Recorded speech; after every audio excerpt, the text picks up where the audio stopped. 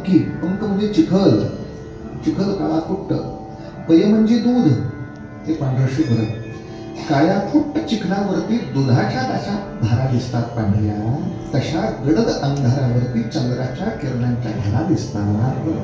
आणि हा धारा वर्ण पाठवणारा हा कोण आलेला आहे? तो रजनीनाथ आहे. रागाचं नाव सगळ्यांना माहिती आहे, दरबारी नावाचा राग आहे. हा दरबारी नावाचाच राग थोडा गतीनं गायला की त्याला म्हणतात अडाणा, अडाणी सायन्स. एवढ्या फास्ट का गातोस?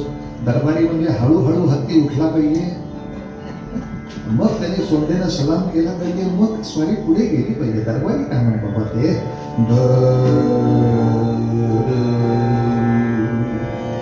हत्ती उठू नये.